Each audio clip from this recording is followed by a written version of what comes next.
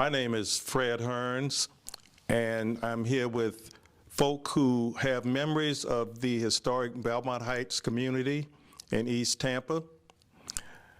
I was born in the Bronx, New York, but my mother brought me to live in Belmont Heights in 1950 when I was 2 years old. And I lived there until I was in college at the University of South Florida. And even while I was attending USF, I still lived in historic Belmont Heights. My first address was 2606 28th Avenue, and at that time I attended College Hill Elementary School, which is now Lockhart Elementary School. Mr. John W. Lockhart was my principal. And then during the days of segregation, there were only certain schools that black students could attend. And so in junior high school, one of those schools was Booker T. Washington.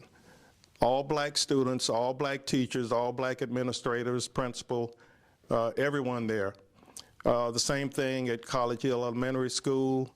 And then when I got to Middleton High School as a 10th grader, it was the same thing. So I never went to school with white students until I was in college at USF. But you know what? It was a wonderful experience growing up in historic Belmont Heights.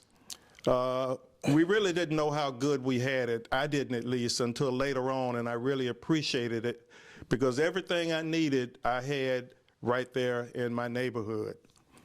So that's just a little bit about me, and I owe everything I am to those early years, being nurtured not only by my mother, my parents, my neighbors, my friends, people who lived around the corner. Everybody looked out for everybody else. And I have nothing but great memories of Belmont Heights. So I'm here with two of our good friends, and they have similar memories, but they were just a few years older than me. So we're going to maybe ask Alfredo Moragne to share some of his memories, and then Miss Juanita Cannon will do the same. Alfredo? Okay. My name is Alfredo. My last name is Moragne. My father came from Canada, Quebec, Canada, and we settled here in Ybor City. And while I was in Ybor City, my father, around 1947, took a test for Gardner's asphalt. And it was two men, Gardner and another guy, came up with asphalt that you put on the roof and whatever. They developed this in college. And in doing so, they needed somebody to run their company. Mr. Gardner lived on Davis Island. And my father scored the highest score on the test, so he was selected to be the foreman and the bookkeeper, accountant. And that lasted from 1947 until about 1963. And my father was very strict because, and he also spoke 6 languages, but he never put pressure on us to speak the languages as he spoke. By him being from Canada, he automatically spoke French, and we did a little bit of Spanish living in Ybor City. I attended Lomax Elementary School and had a wonderful time there, and my mother was very strict, making us learn the alphabet and how to read. From Lomax, I attended Booker T. Washington High School. Mr. Blake had just passed away, which was the principal, and then they assigned Mr. Rayford B. Allen, principal, to take over after Mr. Blake had passed. And while I was at Booker T. Washington, I developed a real close friendship with Dr. Charles A. Myers and Juanita, Keeton, Cannon, and we had a wonderful time at Booker T. Washington. It was only 3 years. And from there, we left Booker T. Washington and entered Middleton High School under the direction of Mr. Garland B. Stewart. And I had a wonderful time there, and upon graduation from Middleton. I had 3 scholarships, one at Arkansas A&M. This is in basketball, and I also had a scholarship at Montana. And my father said, now which one you decided you want to go to? I said, you make that decision, because I know if I don't select the right one, you will make me select the right one. So you said Savannah State. So I entered Savannah State College on a basketball scholarship and had a wonderful time. I also played against guys like Earl or Pearl Monroe out of Winston-Salem, and had a wonderful time there. And after I received my BS degree, I came back to Tampa and taught school in Tampa and was still part of the Belmont Heights area. Juanita, what are some of the things that you remember about growing up in Belmont Heights? Well, I initially lived on Nebraska, and we moved from Nebraska to College Hill Homes when I was in the 2nd grade, and I attended Lomax Elementary School for 1 year. And the interesting thing about attending Lomax during my 2nd grade year was that I saw my 2nd grade teacher 6 days a week. She was not only my 2nd grade teacher, but she was also my Sunday school teacher. And that was a wonderful experience. We then, after they built College Hill, we moved, we left Lomax and we enrolled in College Hill Elementary, and I stayed there until the 6th grade. And followed pretty much Booker Washington and then Middleton. But during the time that we grew up in Belmont Heights, it was very, very interesting. My parents worked, and during the summers, they had summer school at the elementary schools, but it was totally different from the summer schools that they have now, because they did a lot of hands-on art activities with students, and a lot of things to just keep the students occupied for the duration during the day. But we also, when we weren't in school, we spent a lot of time at the park. We could go to the park from 9 o'clock in the morning until 5 o'clock in the afternoons. And most of the time, we would take our lunch because we were there all day because our parents worked. And it was excellent for us, an excellent place for all of the children to go. And all of the children in the area usually ended up at the park during the day. The supervision was excellent, and parents didn't have any care in the world. They also, at the same time, they had, they opened up the swimming pool and we were then able to learn, take swimming lessons, and we were able to, at the park also, the park took us on various field trips. We not only stayed at the park, but we went on field trips to the recreation center. We had dance activities, and we played games. And a lot of our competitive sports was held at that location.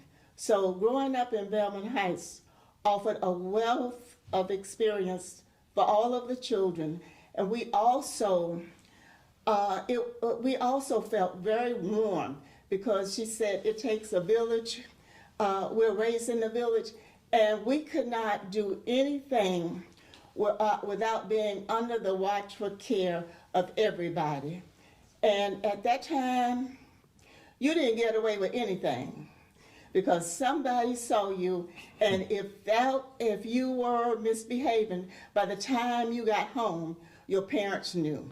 But it was one of the best experiences I think that children could have, when you know that everybody in the community has a vested interest in you, and they're not only interested in your health, but they're interested in your education. they're interested in your total being. And it was just an excellent time. My parents had 8 girls, and all of us, all 8 of us, were fortunate enough to go to college. And that in itself says a lot about our parents and how they raised us, the values that they instilled in us, and how we have been very productive in society. I'm retired from Hillsborough County Public Schools as a social worker, and it was such a rewarding experience. I not only worked with the students in the inner city, but I also worked with many of my migrant students in Plant City, and that was one of the most rewarding experiences that I could have had. And it was a pleasure to have worked and been able to retire from there. Well, some of the things that we all, I think, share, as Juanita mentioned, were our experiences at Cyrus Green Playground and the Cyrus Green Pool that she mentioned. And the playground is also the location where every year we're going to have a reunion. We had the first one last year in 2023. And on May 4th, 2024, we're going to have the second annual historic Belmont Heights reunion. And all of us have memories of going to that park. And I'm so happy that, you know, the park is still there. It's the home of the Belmont Heights Little League, known throughout the world because of the success that they had.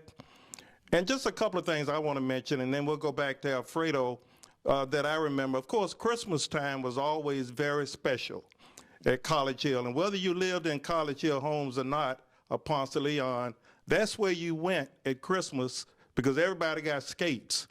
And I remember learning how to skate over in the area near Miss Wheeler's Daycare Center, College Hill Nursery, where I went for a few years. I also remember at Christmas time going to the Wholesome Bakery on Hillsborough and 22nd Street. The Walgreens is there now. But every Christmas you'd go there, and at Christmas you get a warm slice of Cuban bread with butter on it. You get a tour of the bakery. You get a little small wholesome bread packet. You get candy, and you get to sit on Santa Claus' lap and tell him what you wanted for Christmas. And you know, for a lot of children, that was the highlight of their Christmas, living in Belmont Heights. And we lived in a neighborhood when I can remember very young, all the streets were not paved. 28th Avenue was not paved when I was a child in elementary school. The other thing I remember is where the C. Blythe Andrews Public Library is now, that was a little pond. Yes. 26th Street was not paved until much, much later. And so we used to go there and go fishing. I mean, it was that big of a pond. So there have been a lot of changes in that neighborhood, but what do you remember most about the neighborhood and maybe some of the people that you mentioned, some of the people that you went to school with, but Belmont Heights itself, what do you remember about that neighborhood, Alfredo? Excellent for me in that in 1951 or either 52, the city dug a deep, deep hole that was to build the swimming pool. And I wanted to go out, and my brother told my dad, I didn't want him to tell my dad, but he told him anyway, so I'll accompany you guys out there. Dr. Myers, myself, and my brother, we watched them dig the hole, and we swam in a big hole with water and mud. Shortly after that, by 1952, they had erected the pool and had a wonderful time with Mr. Carrington. I think he was the first guy that actually ran that little swimming pool area. We went there from 9 to 12, which was 9 cents, and then after that, older people came in, and I can't remember the actual fee that they paid, but we had a wonderful time at that pool.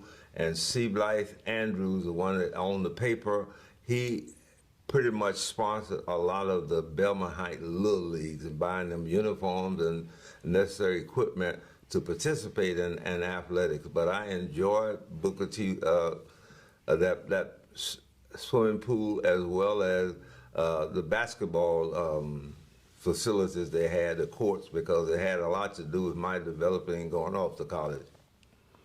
Juanita, you have any other memories about the neighborhood? Well, Miss Golden, who was also one of the playground directors, also had organized a Girl Scout troop.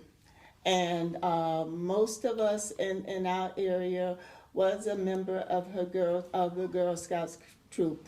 And she was also in the Belmont, she lived in the Belmont Heights area, so we met at her home once a week on Saturday mornings, and it was a delightful treat because not only did we meet for our Girl Scout activities, she would also load up as many of us as she could in her car, and she would take us on a tour of Tampa. So that in itself was really a real treat. And on Sunday afternoons, after we get out of church, we would often go and visit many of our relatives who lived in the Belmont Heights area. My dad had a car, and we often would go visit them, and then if they had any place that they needed to go, my dad would take them also. So that was one of the real highlights of living in Belmont Heights. Belmont Heights offered a lot of interesting things for students. We were we felt very safe all the time. Wherever you went, you knew the eyes were watching you, and you felt safe. And it just was very interesting and a rewarding experience growing up there. I must add that we lived next door to the manager, Mr. Howard Harris of the housing projects. And he would also come on the weekends, and he would take us around in the city. If he had something specific that he needed to do, and he felt that it was something that we needed to learn how to do, he would take us with him, and he would also make sure that he was that we learned as much as he possibly can under his tutelage. My cousins, the Macons, I think was a family that you all knew also. Alberta Macon, I think, was your classmate, and we lost her just a couple of years ago. But when I was going to College Hill Elementary School, when I get out of school, my mother said, now you go, I only had to go right across the street because the Macons lived right there in that first building on Lake Avenue from College Hill Elementary. So you go over there and you wait until I get off from work, I'll come pick you up. And thank God nobody ever told her what we got into before she came to pick me up. But I mean, I had so much fun. I got hit in the eye one time. A guy was swinging a mop handle, and that was a bat, and I got hit in the eye. I had to go to the doctor, but fortunately no real damage was done. But College Hill Elementary School is where I got my foundation, and it got topped off as a teenager at George Schroeder Middleton High School. And when I went to 7th grade, my mother moved to Cayuga Street, so I only lived 2 blocks north of Middleton. And I could hear the band practicing. I played in the band from 2nd grade through high school. I couldn't wait until I got to Middleton in 10th grade, and I played in the band for 3 years. And people would just line up all along 22nd Street to watch the football team practice. Not the games, because we didn't have a stadium, just to watch practice. And the same thing with the band. All we had was a dirt field. But we loved that dirt field behind Middleton because that's where the band practiced. And people would be lined up watching the band practice. I mean, it was just a wonderful experience, and I'm so glad that I had it. And I think we're going to go back to Alfredo just for another minute or two. Any other members of the neighborhood you want to share? Oh, yeah. You know, my father built in 1955 a brand new house a block from College Hill, a little bit south of College Hill School. However, my mother was a cook she cooked at her home, Nick Nucio. Nick Nucio was one of the mayors of Tampa, and my mother cooked for them on a regular basis, about 5-6 days a week. My mother sometimes stayed late, And my father stayed late cooking, and my father would ask me to go pick her up. It was the best thing could have ever happened because I could drive this car, and I had a brand new 55 Chevrolet. So I would go get my buddy, Dr. Meyer, and we go pick her up, and then come back because the house that Lucio lived in was in Ybor City. But now we are back in Belmont Heights, and I really enjoyed the wonderful time I had at the wonderful games we had at Cyrus Green's playground and the pool. Had just a wonderful time and had a lot of good people that impacted my life there, and I enjoyed it. And lastly, Juanita, who was some of your friends who you grew up with in Belmont Heights? If you can call some of those names. Some of the people that I grew up with, my classmate Jackie Scrivens. We lived, the Duprees that owned the Dupree Cleaners lived right behind us. The Watkins live, many of you remember the Watkins family. They lived behind us, the Gambrels, Carlton Gambrell, of course Charles Myers, and next door to us was the Mills. Joyce Mills, and the Coopers lived pretty close to us. And I must add that Israel Lane, who played professional football, also lived in our area as when we were growing up. So we had just a wealth of good experience, a wealth of people doing extremely well, students doing extremely well, and it was just one of the best experiences any child could have, because you always felt safe, and we never felt that we were poor or any of that. We just felt that we were people, that everybody was on the same level, everybody was doing the same thing, and everybody was just enjoying themselves. When I was young in elementary school, I actually had one of my fourth grade teachers who I saw 7 days a week. The Curry family. Miss C.C. Curry was my neighbor right across the street. She was my fourth grade teacher, so I saw her Monday through Friday. And then she was my Sunday school teacher also. So I saw her 7 days a week. And the Currys, most of the members of that family are buried at Memorial Park Cemetery, the cemetery on 22nd Street, and at that time, Buffalo Avenue, which is now MLK. And then when I got to junior high and high school, I lived on Cayuga Street. I spent every evening after band practice over at the Mitchell's home. The Mitchells had 4 brothers. I didn't have any brothers or sisters, so I was like the 5th brother because I did everything over there at the Mitchell's house across the street. Dr. Andrews and C. Blythe Andrews were my neighbors, and at that time, I could walk to Middleton in 5 minutes. And I know there were a lot of students who came from Thanota, all over, to get to Middleton High School, because if you were black, you could only go to Marshall if you lived in Plant City, Middleton, primarily for young people living on the east side, and Blake High School if you lived in West Tampa, or you chose to go to Blake or Middleton. That was the world we grew up in. And so we're just so happy that we can share these memories. We plan on having a historic Belmont Heights reunion every year. And right now, those reunions are being held at the Cyrus Green Recreation Center. And we're so thankful that we have lived to see the day when we can bring people back together. And we're going to record the history of historic Belmont Heights. And this video is one step in that direction. We want to thank the principal and the staff and the students at Howard W. Blake High School also for helping us with this video.